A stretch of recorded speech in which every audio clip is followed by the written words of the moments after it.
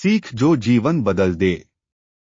एक राजा था जिसका नाम रामधन था। उनके जीवन में सभी सुख थे। वर्टिकल बार राज्य का काम काज भी ऐशो आराम से चल रहे था। वर्टिकल बार राजा के नैतिक गुणों के कारण प्रजा भी बहुत प्रसन्न थी। वर्टिकल बार और जिस राज्य में प्रजा खुश रहती है वहां की आर्थिक व्यवस्था भी दुरुस्त होती है। इस प्रकार हर क्षेत्र में राज्य का प्रवाह अच्छा था। वर्टिकल बार इतने सुखों के बाद भी राजा दुखी था क्योंकि उसकी कोई संतान नहीं थी। यह गम राजा को अंदर ही अंदर सताता रहता था। वर्टिकल बार प्रजा को भी इस बात का बहुत दुख था। वर्टिकल बार वर्षों के बाद राजा की यह मुराद पूरी हुई और उसे एक पुत्र की प्राप्ति हुई। वर्टिकल बार पूरे नगर में कई दिनों तक जश्न मना। वर्टिकल बार नागरिकों को राजमहल में दावत दी गई। वर्टिकल बार राजा की इस खुशी में प्रजा भी झूम रही थी। वर्टिकल बार समय बीतता जा रहा था। राजकुमार का नाम नंदन सिंह रखा गया। वर्टिकल बार पूजा पाठ एवं इंतजार के बाद राजा को संतान प्राप्त हुई थी, इसलिए उसे बड़े लाड़ प्यार से रखा जाता था। लेकिन अति किसी बात की अच्छी नहीं होती। अधिक लाड़ ने नंदन सिंह को बहुत बिगाड़ दिया था। वर्टिकल बार बचपन में तो नंदन की सभी बातें दिल को लुभाती थी, पर बड़े होते होते यही बातें बदतमीजी लगने लगती हैं।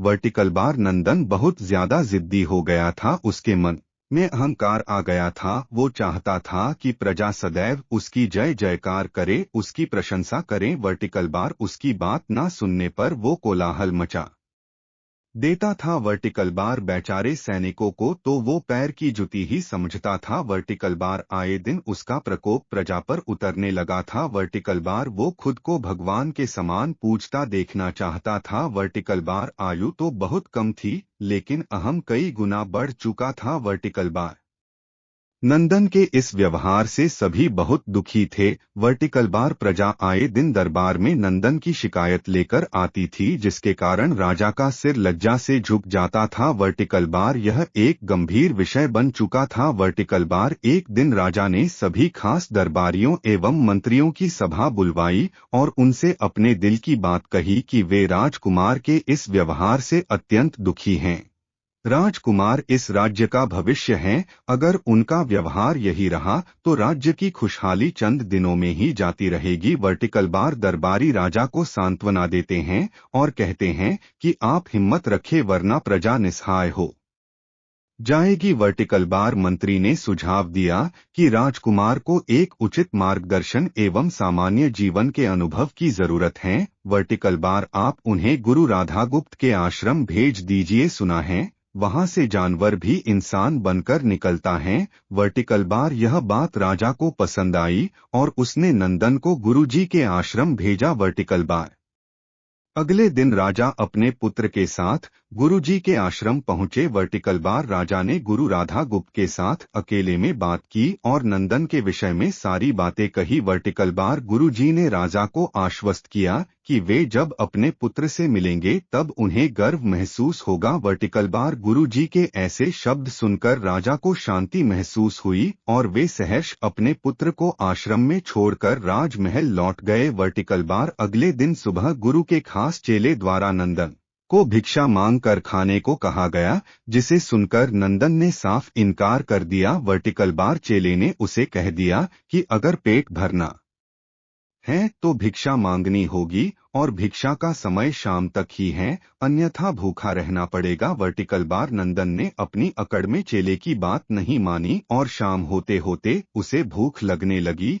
लेकिन उसे खाने को नहीं मिला। वर्टिकल बार दूसरे दिन उसने भिक्षा मांगना शुरू किया। वर्टिकल बार शुरुआत में उसके बोल के कारण उसे कोई भिक्षा नहीं देता था, लेकिन गुरुकुल में सभी के साथ बैठने पर उसे आधा पेट भोजन मिल जाता था। वर्टिकल बार धीरे धीरे उसे मीठे बोल का महत्व समझ आने लगा और करीब एक महीने बाद नंदन को भर पेट भोजन मिला, जिसके बाद उसके व्यवहार में बहुत से परिवर्तन आए। वर्टिकल बार इसी तरह गुरुकुल के सभी नियमों ने राजकुमार में बहुत से परिवर्तन किए, जिसे राधा गुप्त जी भी समझ रहे थे। एक दिन राधा गुप्त जी ने नंदन को अपने साथ सुबह सवेरे सैर पर चलने कहा। वर्टिकल बार दोनों सैर पर निकल गए। रास्ते भर बहुत बातें की। वर्टिकल बार गुरु जी ने नंदन से कहा कि तुम बहुत बुद्धिमान हो और तुम में बहुत अधिक ऊर्जा है, जिसका तुम्हें सही दिशा में उपयोग करना आना चाहिए। वर्टिकल बार दोनों चलते चलते एक सुंदर बाग में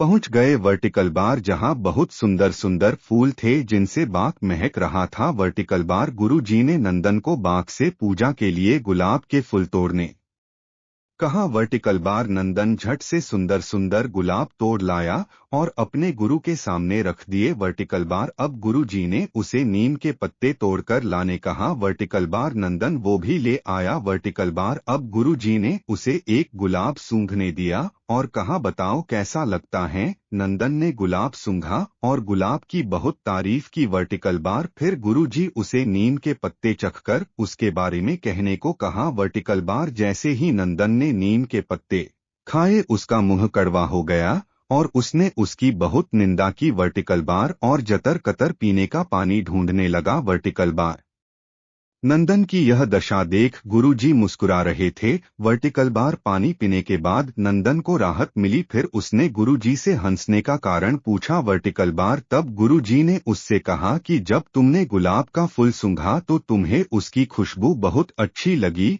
और तुमने उसकी तारीफ की, लेकिन जब तुमने नीम की पत्तियां खाई तो तुम्हें वो कड़वी लगी और तुमने उसे थूक दिया और उसकी निंदा भी की। वर्टिकल बार गुरुजी से नंदन को समझाया, जिस प्रकार तुम्हें जो अच्छा लगता है तुम उसकी तारीफ करते हो, उसी प्रकार प्रजा भी जिसमें गुण होते हैं उसकी प्रशंसा करती है। अगर तुम उनके साथ दुर्व्यवहार करोगे और उनसे प्रशंसा की उम्मीद करोगे तो वे यह कभी दिल से नहीं कर पाएंगे। वर्टिकल बार इस प्रकार जहां गुण होते हैं वहां प्रशंसा होती है। वर्टिकल बार नंदन को सभी बातें विस्तार से समझ आ जाती हैं और वो अपने महल लौट जाता है। वर्टिकल बार नंदन में बहुत परिवर्तन आता है और वो बाद में एक सफल राजा बनता है। Vertical bar